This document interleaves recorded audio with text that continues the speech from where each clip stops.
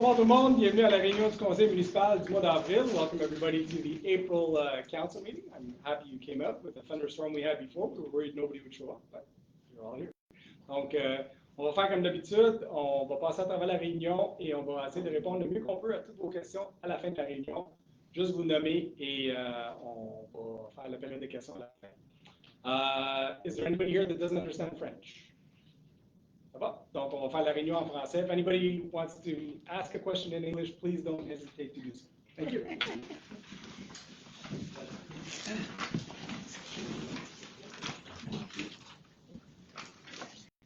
Membres du conseil, vous avez pris connaissance de l'ordre du jour. Y a-t-il des modifications ajoutées? Est-ce que j'ai un proposeur pour l'adoption de l'ordre du jour? Je propose. Mme Patnaud propose. Tout le monde est d'accord? Oui. Merci. 3.1, procès-verbal de la séance ordinaire du 13 mars. Vous avez pris connaissance du procès-verbal? Oui. Est-ce que tout est correct? Oui. Est-ce que j'ai un proposeur pour l'adoption? Je propose. Mme Cossette propose. Tout le monde est d'accord? Oui. Oui. Merci. 3.2, procès-verbal de la séance du comité consultatif d'urbanisme du 19 mars. Vous avez pris connaissance du procès-verbal. Y a-t-il des commentaires, questions? Non. Est-ce que j'ai un proposeur? Je propose. Mme Quad propose. Tout le monde est d'accord? Oui. Merci. 3.3, procès-verbal de la séance du comité consultatif en environnement du 11 mars. Vous avez pris connaissance du procès-verbal. Y a-t-il des questions, commentaires? Non. Est-ce que j'ai un proposeur? M. Saunier propose. Tout le monde est d'accord? Oui. Merci. Il y a eu comité ce mois-ci? 3.4, procès-verbal de la séance du comité local du patrimoine du 6 mars 2024. Vous avez pris connaissance du procès-verbal. Y a-t-il des commentaires, questions? Non. Est-ce que j'ai un proposeur? Oui, je propose. M. McLaurin propose. Tout le monde est d'accord? Oui. Merci. Peut-être à ce moment-ci, j'aimerais juste mentionner le bon travail qui a été fait par le comité du patrimoine et en particulier Mme Christiane Lefebvre. On a eu le rapport ce mois-ci sur les bâtiments qui ont été identifiés par le comité local de patrimoine et le travail de recherche est impeccable. C'est vraiment des qualités, je vous dirais, professionnelles qui ont été faites par notre comité et ça va être un outil très important pour le conseil municipal dans le futur quand on va regarder, les permis de démolition, 2, les PIA et les permis de construction sur les bâtiments patrimoniaux, puis j'aimerais juste souligner le bon travail là-dedans. Vraiment, vraiment bien fait. 4.1, rapport sur le suivi des dossiers dans la direction générale. Y a-t-il des questions? Non. Ça va? Rapport sur l'utilisation du pouvoir délégué, également pour dépôt. Y a-t-il des questions? Non. Ça va? Rapport sur les transferts budgétaires. Vous avez pris connaissance? Oui. Tout est correct? Oui. Parfait, merci. On va aller à 5.1, bordereau de dépenses. Bordereau de dépenses pour la période du 1er mars au 31 mars 2024 qui s'élève à 1 366 990 $. Nous avons recommandé l'adoption. Parfait. Donc, proposé par M. Lemire, est-ce que tout le monde est d'accord? Oui. Merci. 5.2, état des activités financières pour le premier quart de l'année. M. Lévesque. Oui, alors ça va plutôt bien date. On a complété le premier trimestre de l'exercice financier 2024.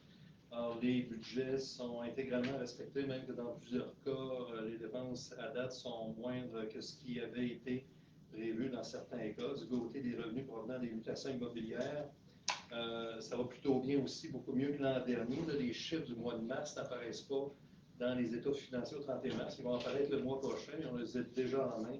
Alors, on a fait un excellent mois de mars au niveau du marché de la vente. Alors, ça va bien. Parfait. Merci beaucoup. 5.4.1, acquisition du lot 3 737 460. Oui, alors la municipalité a reçu le 15 février dernier une offre de vente du lot 3 737 460 par son propriétaire pour un montant à être convenu. Ça, c'est un lot enclavé qui est situé à la limite de la municipalité avec, en fait, à la limite avec la municipalité de Saint-Adolphe d'Howard et d'un chemin qui n'est pas très loin et qui est reconnu comme étant le Indian Road. Et donc, le propriétaire était intéressé à vendre ce lot-là de quelques 100 000 pieds carrés à la municipalité. Ce faisant, donc, le Conseil a donné une autorisation de déposer une première offre au propriétaire et il y a eu contre-offre par la suite. Il a été convenu que le terrain pourrait se transiger à un montant de 12 000 financé à même le fonds des parcs, donc les crédits nécessaires sont disponibles. C'est un achat qui serait effectué donc au comptant. Et c'est un terrain, évidemment, qui est essentiellement une grande zone humide avec de la forêt. Il y a un sentier qui traverse donc ce terrain-là. Ça permettrait donc de le pérenniser aussi. Parfait. Donc, pour ceux qui connaissent le secteur, c'est en haut du chemin des Bouleaux. Complètement dans le fond, c'est un lot enclavé. Et puis, le propriétaire ne pouvait pas vraiment s'en servir, donc on va lui payer 12 000 pour acquérir le terrain. Donc, qui propose l'acquisition du terrain 3 736 460. Donc, proposé par Mme McLeod. Tout le monde est d'accord? Oui. Merci.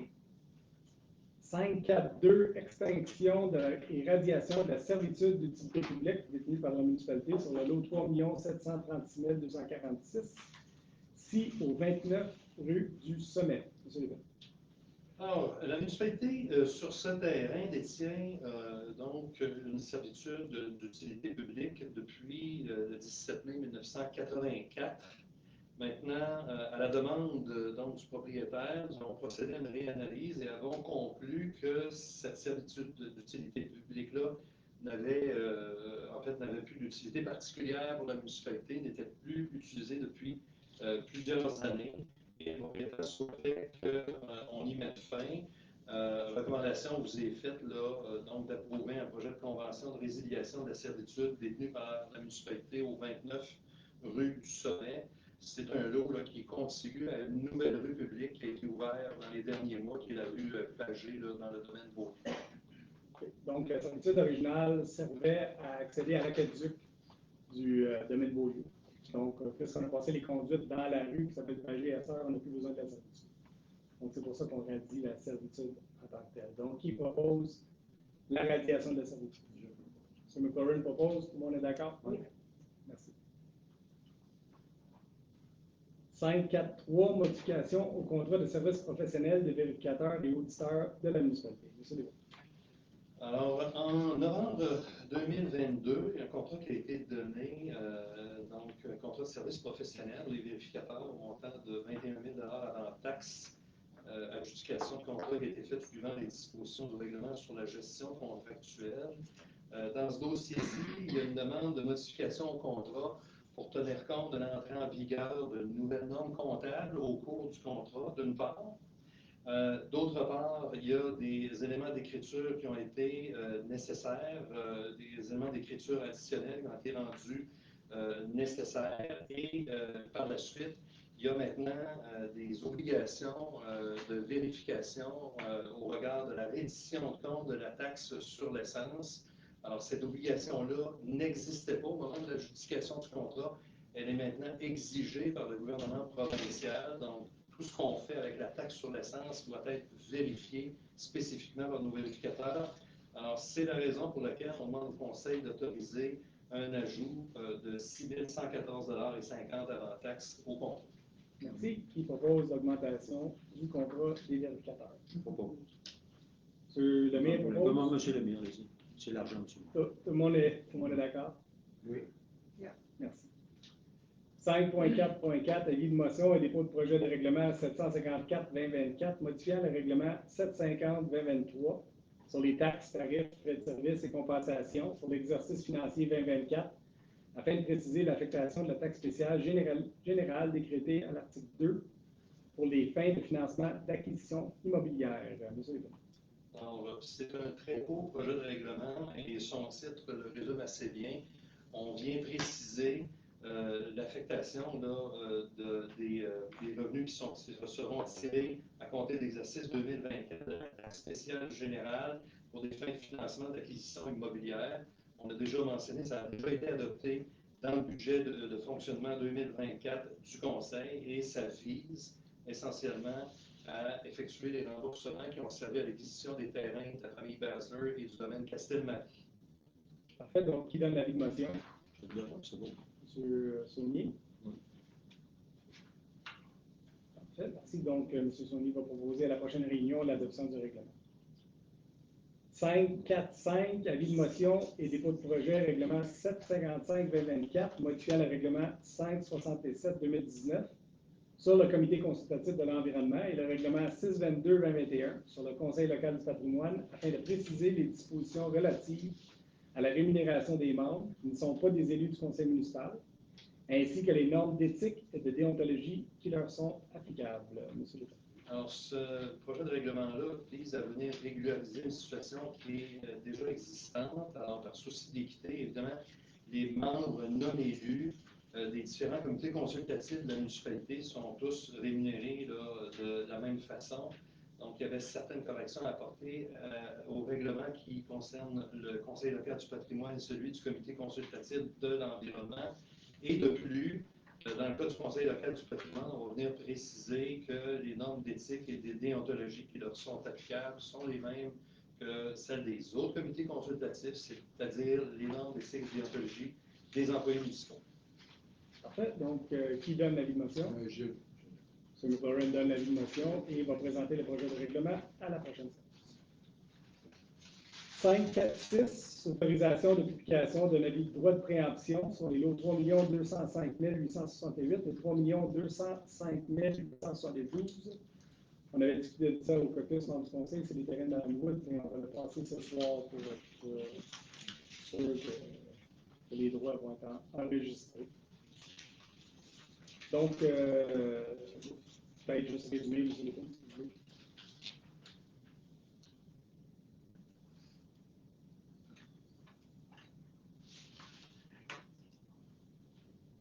Est-ce qu'on prie? Ah, Excusez-moi, il y a beaucoup de choses.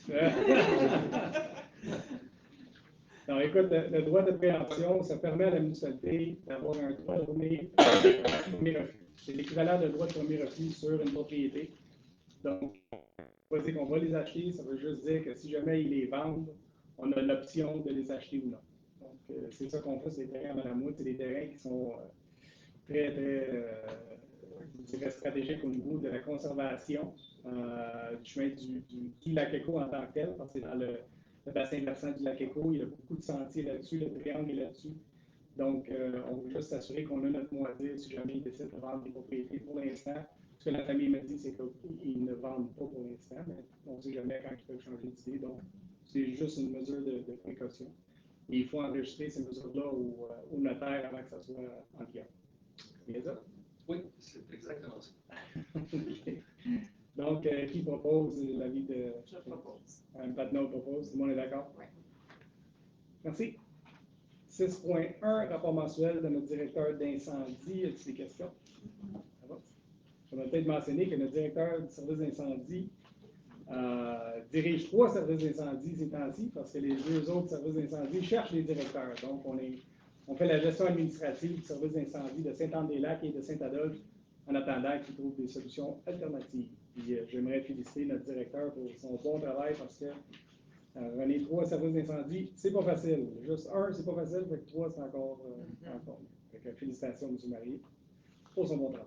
Et on a des bénéfices, je pense. C'est sûr qu'il est payé pour ça. C'est ça. Oui, absolument. Rapport mensuel de la Sûreté du Québec. Bien, vous avez eu les communiqués de la Sûreté du Québec, c'est pour dépôt. Après ça, le 641, on va le retirer. Hein, M.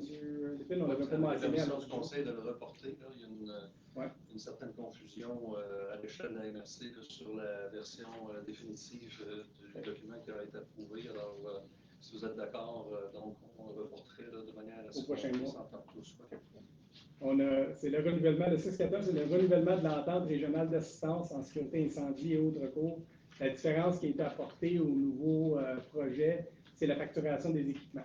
Avant, on facturait juste les ressources humaines entre municipalités, mais ce qu'on s'est aperçu, c'est que ce n'est pas égal. Il y a plusieurs municipalités qui vont plus souvent dans d'autres municipalités, donc ça fait de l'usure sur nos camions, ça cause beaucoup d'injustices au niveau financier. Donc, les municipalités vont facturer les vrais coûts des équipements et des ressources humaines quand on va sur des incendies dans d'autres villes. Donc, c'est ça la teneur de l'entente, mais il va falloir qu'il soit précisé au niveau de la MRC. 7.1, rapport mensuel de notre directeur, ben, M. Lépine, il est directeur par intérim des travaux publics en attendant qu'on en trouve un autre. Vous avez vu le rapport de M. Lépine là-dessus. C'est quel greffier, oui. Ouais. ainsi que le directeur de l'urbanisme en partie. À ce moment-ci, j'aimerais ça passer la réunion à ma mairesse suppléante, qui est Mme Patnaud, ce mois-ci, pour la prochaine résolution, puisque je suis un employé de David Riddle Excavation. Donc, c'est pour l'acceptation provisoire des travaux de réfection des chemins Lakeshore et Tamaracuta. Donc, considérant la résolution 170623 relative à l'octroi d'un contrat pour les travaux de pavage sur les chemins Lakeshore et Tamaracuta à David Riddle Excavation Transport, considérant le règlement 571-2019 sur la gestion contractuelle, considérant que les travaux prévus au dit contrat ont été réalisés conformément au devis, attendu que le directeur des travaux publics et des infrastructures et les ingénieurs au projet recommandent l'acceptation provisoire des dits travaux, suivant la recommandation et les pièces justificatives jointes à la présente. Il est proposé que le préambule fasse partie intégrante de la présente et d'accepter la réception provisoire des travaux prévus au contrat octroyé dans la résolution 317-06-23 pour les travaux de pavage à 23 sur le chemin Lakeshore et Tamaracuta, suivant une retenue de 5 % telle que recommandée par le directeur des travaux publics et les ingénieurs au projet. Est-ce que j'ai un proposeur? Donc, M. McLaurin propose, tout le monde est d'accord? Oui. Oui. Merci. Je vous redonne la parole. Merci beaucoup, Mme Patnaud. Bien fait. 7.3.1, demande d'autorisation au ministère de l'Environnement du Québec pour l'augmentation de la capacité de prélèvement d'eau existante de la station d'aqueduc Balmoral, soit la demande AM 024-017. Monsieur Lépine. Oui, alors c'est une demande qui est déjà en cours. Maintenant, on travaille avec la firme Hélène Aqua dans ce dossier-là et les fonctionnaires du ministère de l'Environnement exigent que le Conseil les autorise à parler ou en tout cas à répondre aux questions qui leur sont posées au nom de la municipalité. Donc, c'est un des premiers aspects de la résolution. L'autre consiste à confirmer l'engagement de la municipalité à mettre en place toutes les mesures nécessaires pour effectuer les travaux qui sont décrits aux recommandations là, du rapport hydrogéologique. Alors, et ça, éventuellement, pendant la période estivale à venir en 2024. C'est des exigences réglementaires prévues et on le savait que ça viendrait également. Parfait. Qui propose l'autorisation?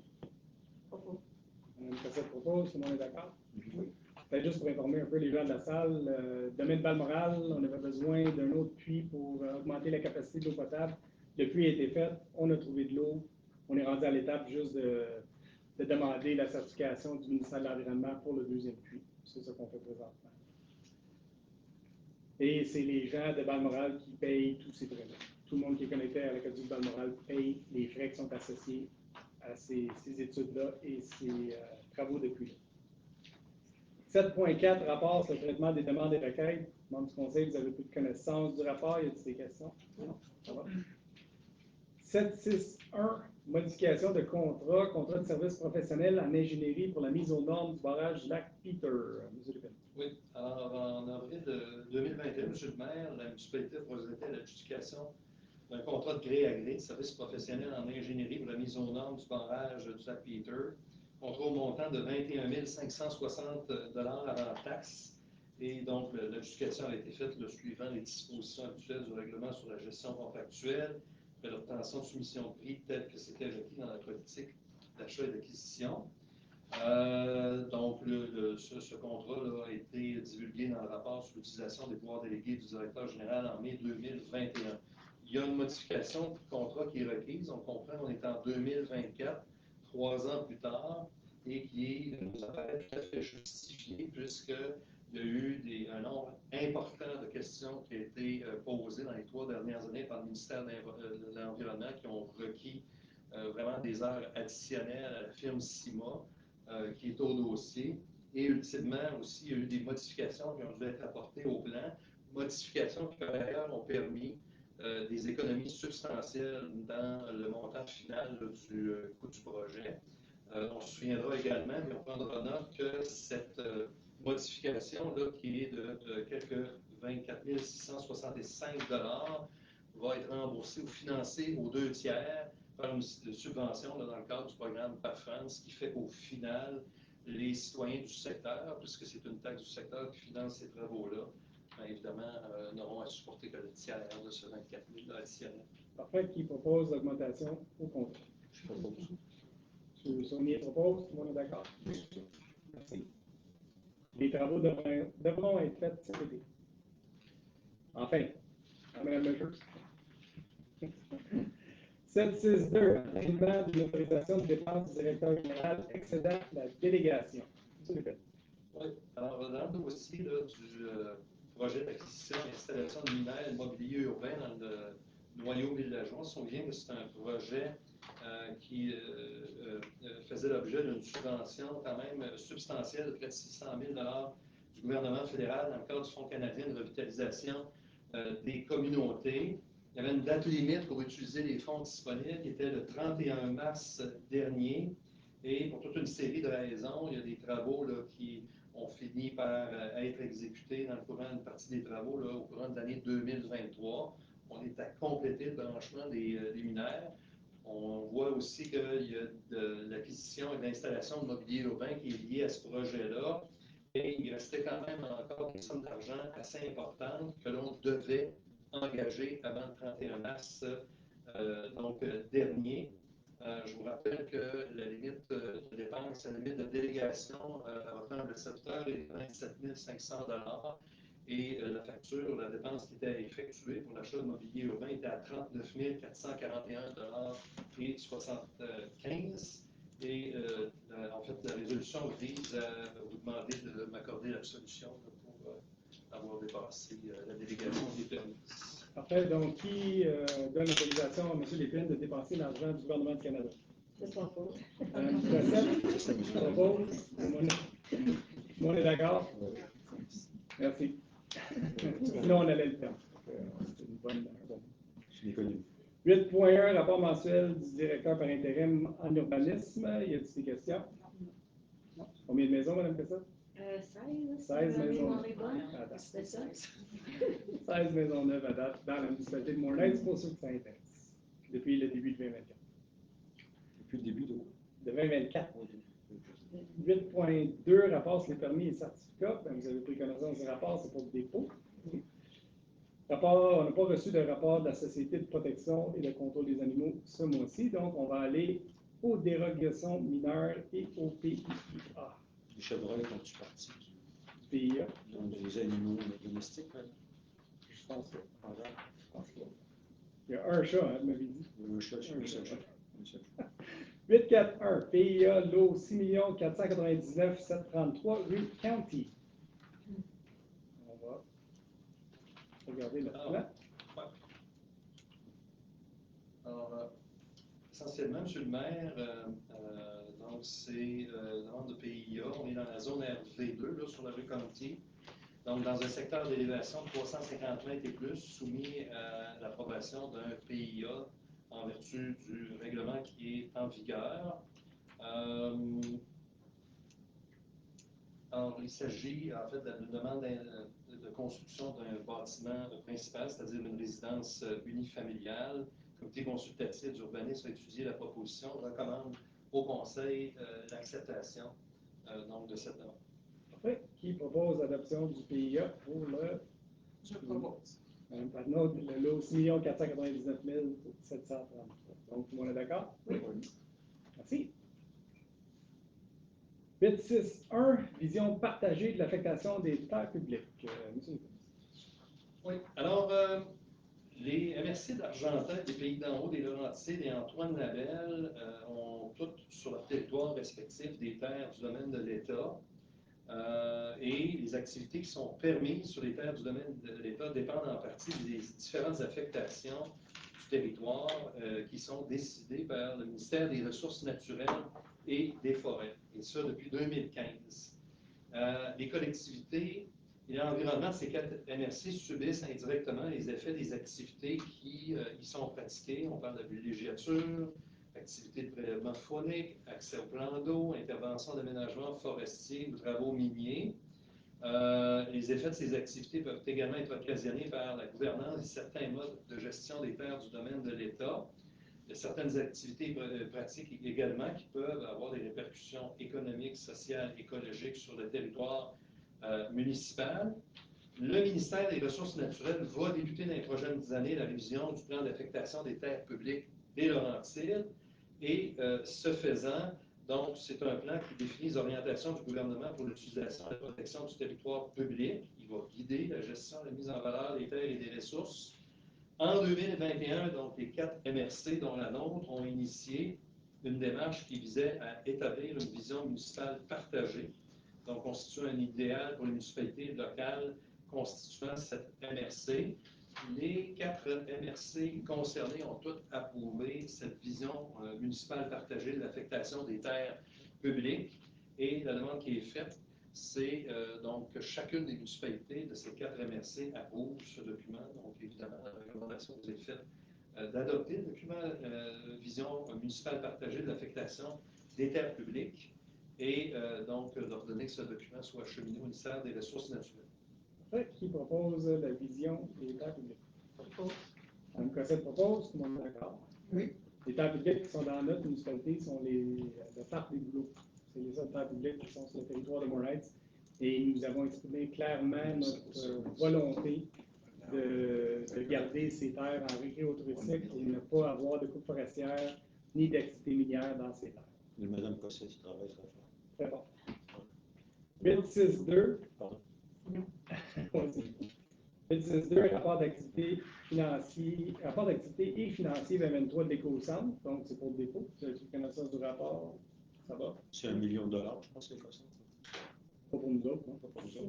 Non, à peu près 200 000. Utilisé, c'est ça. 1 million repéré et divisé entre les municipalités, c'est ça. Pour répéter la population. 863, vote et allocation des crédits supplémentaires pour le code part justement de la municipalité à l'Éco-Centre. Donc, tel qu'en fait foi, le rapport qui vient d'activité financière vient tout juste d'être déposé. Il y a un manque à gagner, total de 16 436 $ pour l'exercice 2023, mais dont une somme de 6 423 $ qui doit être assumée conformément à l'entente intermunicipale sur l'Éco-Centre par la municipalité. Nous n'avions pas prévu ces crédits dans le budget de fonctionnement 2024.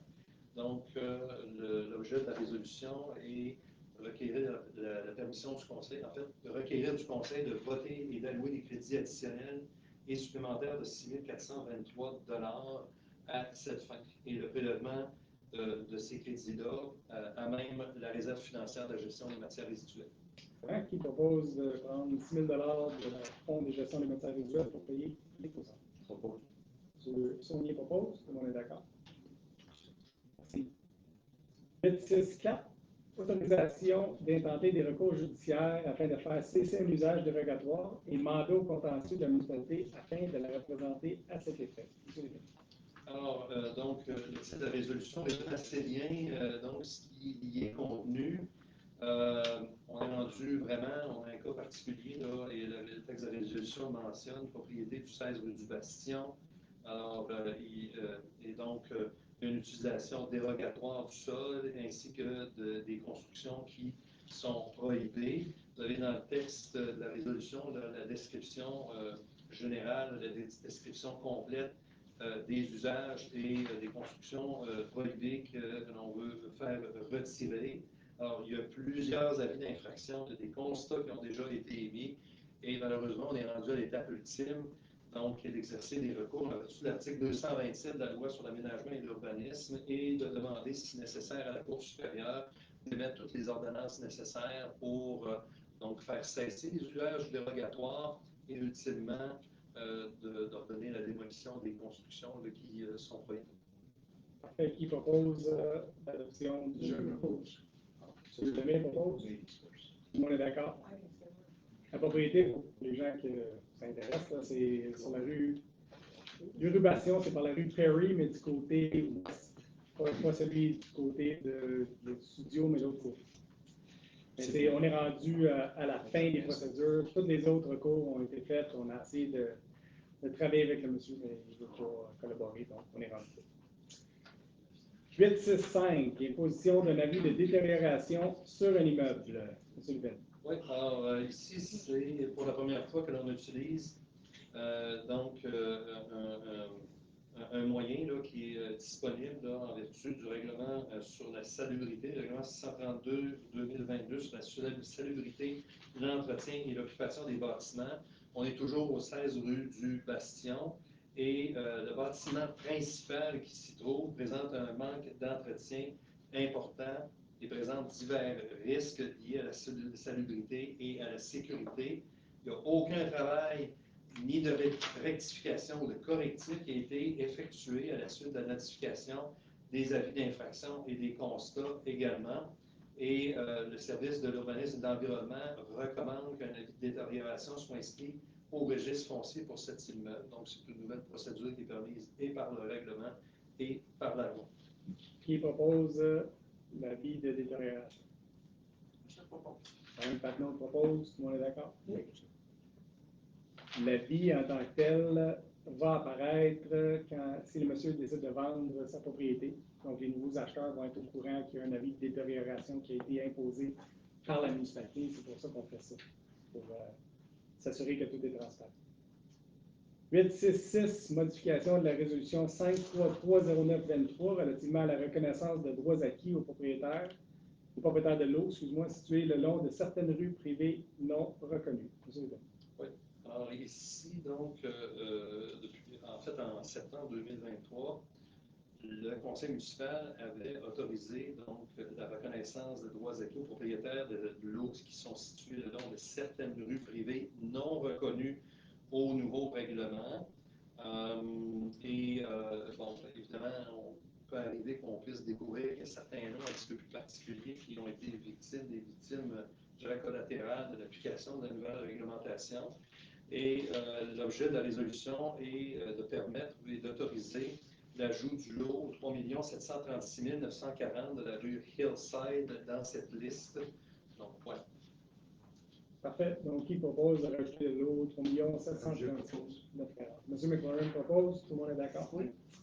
Merci. C'est pas la première fois qu'on a fait des modifications. Il y a des lots qui portent justement quand les gens ils demandent des permis. Puis on réalise qu'on les avait oubliés dans la liste originale des lots de droits acquis.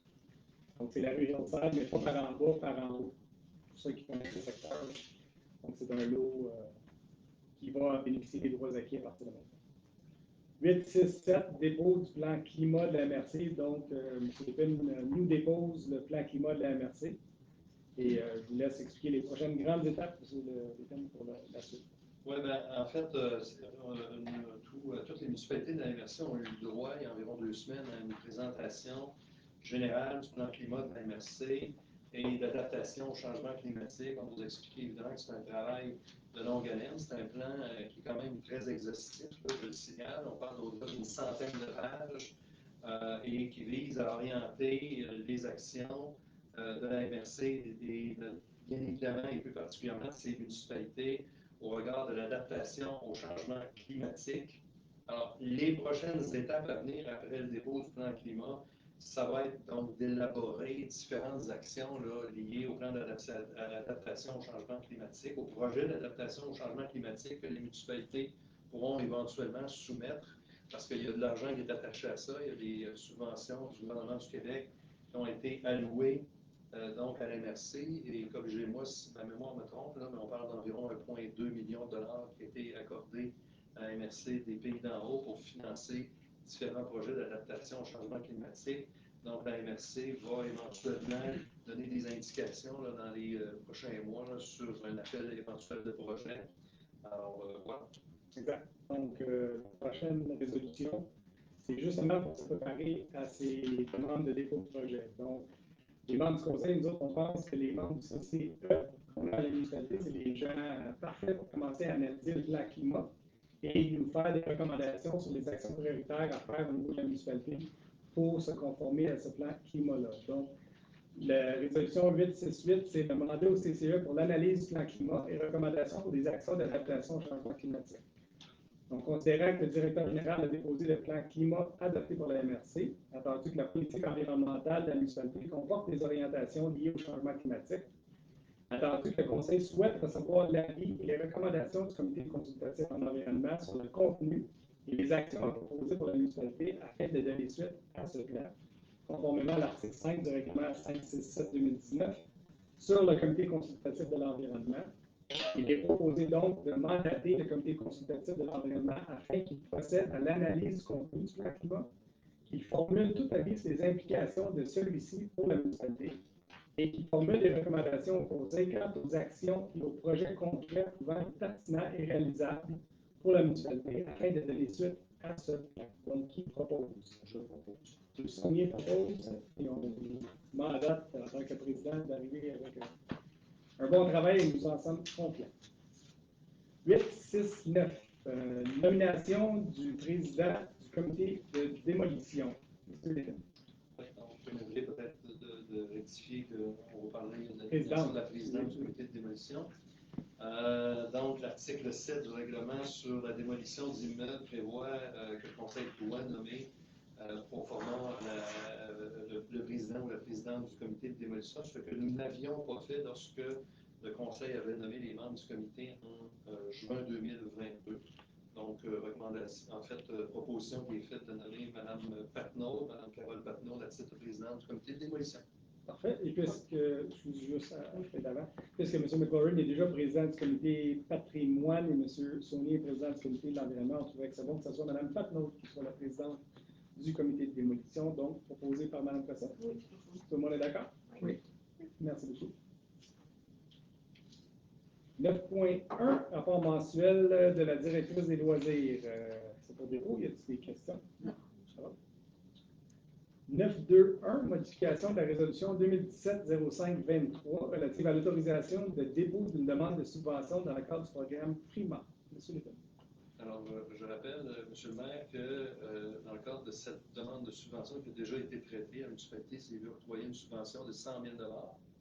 Maintenant, les fonctionnaires du ministère des Affaires municipales requièrent l'ajout d'un élément à la résolution de demande qui est celui de confirmer l'engagement de la municipalité si elle obtient une aide financière pour sa demande à payer les coûts d'exploitation continue et d'entretien de la ou des infrastructures subventionnées.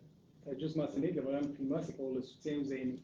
Donc, ça va être des infrastructures ou des activités liées aux aînés. Qui propose de modifier la résolution? Je propose. McLeod propose, tout le monde est d'accord? Oui. Merci. 9.3.1, adoption règlement 752-2024 sur la citation de l'Église anglicane Trinity et son cimetière au patrimoine culturel local. Oui. Alors, en février, lors de la séance ordinaire du Conseil de février, le Conseil a donné avis de motion d'un règlement sur la citation de l'Église anglicane Trinity et son cimetière au patrimoine culturel local. Donc, conformément à la loi et au règlement, il y a une consultation publique qui s'est tenue le 4 mars dernier pour permettre à toute personne intéressée de soumettre des commentaires. Alors, commentaires qui ont été pris en compte et c'est un règlement. Son titre le dit, donc vise à citer l'immeuble de l'église Trinity, ainsi que le cimetière qui est situé sur le même lot au patrimoine culturel local. Donc le règlement définit, voici de la citation, il y en a plusieurs. Vous me demandiez d'en faire non, ça va être disponible sur le site web de l'Université. Exactement. Alors, on prévoit certaines obligations pour assurer la conservation de l'immeuble visé, donc sa protection également, et va exécuter une procédure d'émission de permis de certificat le concernant et prévoit, conformément à la loi, là, que si quelqu'un ne respecte pas ça, bien évidemment, il y a des sanctions là, qui sont prévues. Et ça, c'est normal dans tous les cas où il y a une citation d'un bien culturel patrimonial. Puisque la motion a été donnée par M. McLaurin, est-ce que vous proposez le règlement? Oui. Proposé par M. McLaurin. Oui. Merci. Bien.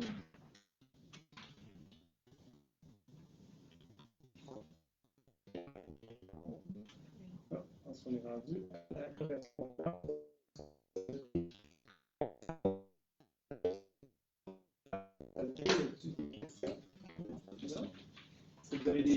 commentaires que vous voulez faire à ce moment-ci?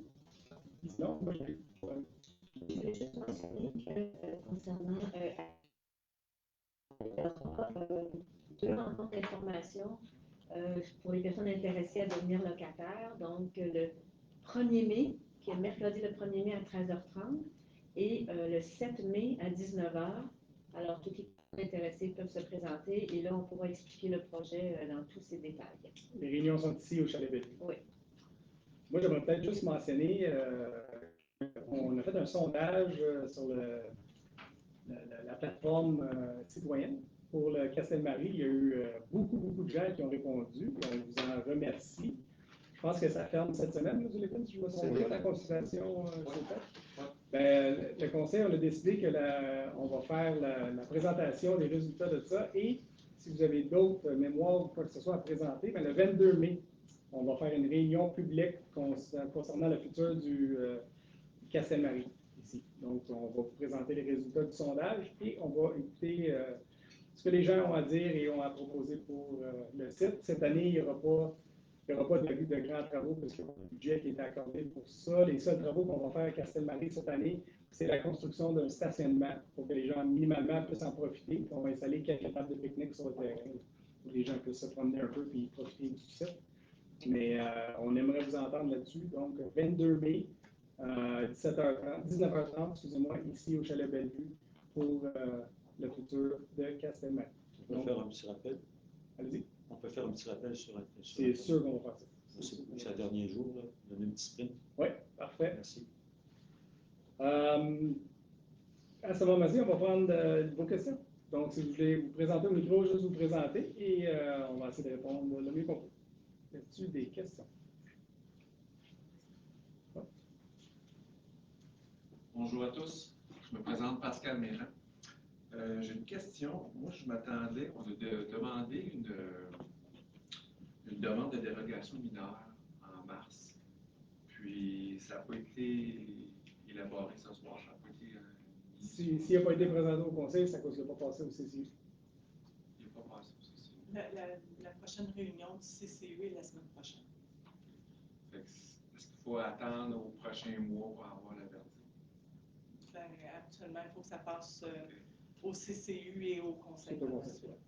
On s'était fait dire que c'était ce conseil qu'on avait posé il y a 5-6 semaines. On s'était fait dire que c'était ce soir que ça allait être présenté. C'est pas plus grave que ça, mais ça va être au prochain. Ouais. Vous pouvez appeler, hein? Oui, ils ont déjà eu fait de la communication avec la ville. Ils ont déjà communiqué avec la ville à plusieurs reprises. Mais honnêtement, M. Méran, je ne sais pas pourquoi que ça n'a pas été présenté ce soir. C'est pas vrai. Mais on va s'informer et on va vous rappeler. C'est bien, merci. Ça marche. D'autres questions?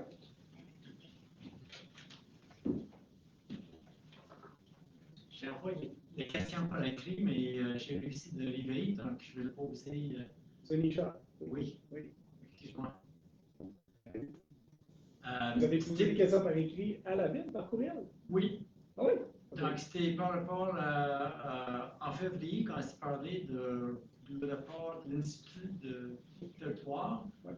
On se dit qu'on va demander à l'Institut de venir faire une présentation du rapport et tout aux citoyens, et je me demande si on a des nouvelles. Alors, effectivement, on a fait la demande, mais on va le faire. Ça a été un oubli, tout simplement. Mais effectivement, il faut que ça soit présenté, ce rapport-là. C'est un très bon rapport, puis je pense que les gens vont en profiter. Fait qu'on s'en occupe. Super. Donc, ça va être communiqué sur le site. Et aussi, sur le site, c'est marqué qu'il y aura un travail qui va commencer sur une plan pour la conservation à partir du 1er février. Un plan pour la conservation. Avec le développement de plans de conservation dans la troisième rubrique sur le site Internet, c'est marqué que ça va commencer le 1er février. Quel plan de conservation? La stratégie de conservation. Stratégie de conservation. Ils ont mis une cause sur le portail. Ah oui? Ouais, OK. Ouais, c'est ça. On va s'informer parce que je suis vraiment pas au courant de ça. Le portail commence. Hein? On s'habitue au portail tranquillement. Mais, honnêtement, Au moins, vous savez. Vous avez envoyé vos questions par écrit à quelle adresse courriel? Parce qu'on les a pas. Pour le portail, non? Ok, sûrement. Patient. Consultation. OK. On a des questions. Conseil municipal, oui, c'est à quelle adresse? C'est conseil, hein? Consultation. C'est consultation pour les. Des fois conseil, mais la plupart du temps, c'est consultation. OK, parfait. Donc, Mais je suis ici, j'ai lu ici de l'eBay, donc je pose des questions. Et juste par curiosité, est-ce que le CCE va évaluer en termes de rapport pour des changements climatiques? Est-ce que ça va être rendu disponible aussi un jour? Oui, vous allez chacun avoir une copie, c'est long, là, une copie papier en plus de. Sur Internet. Une copie électronique aussi.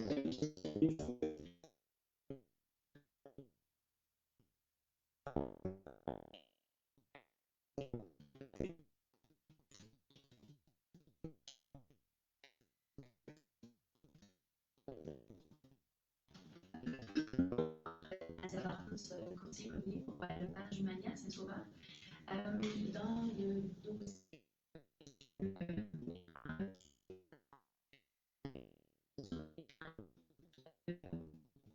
j'ai vu le dossier passer, j'ai vu le passer sur l'écran.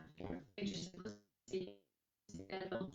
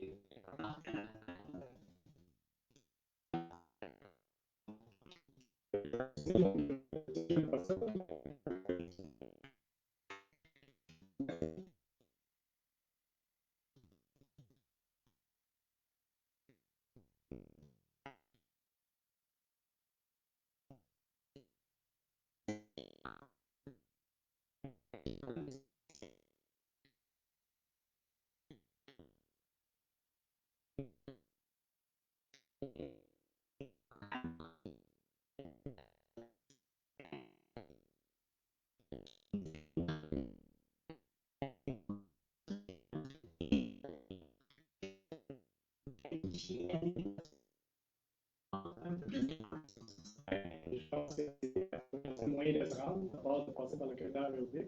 Donc, on veut que les gens profitent du site. Ça va être un petit stationnement avec une vingtaine de voitures qui ne sera pas sur le site même, qui va être en bas, dans le fait, ça va avoir la tour sur le camp.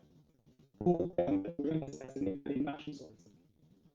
Je ne sais pas si vous connaissez. Oui, en fait, justement, je me dis, les gens qui veulent en profiter sont peut-être des gens qui aiment le plein air, puis il y a accès justement via le corridor aérobique. Donc, ça prend des stationnements. C'est vraiment le seul affaire là, pour permettre l'accès à tout le monde. Les gens qui ont des problèmes de mobilité, ça prend un station. Ça décharge les espaces asphaltés.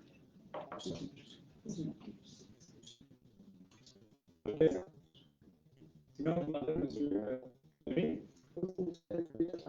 Merci. Donc, merci, monsieur le maire. Bonne soirée à tout le monde et on se revoit au mois de.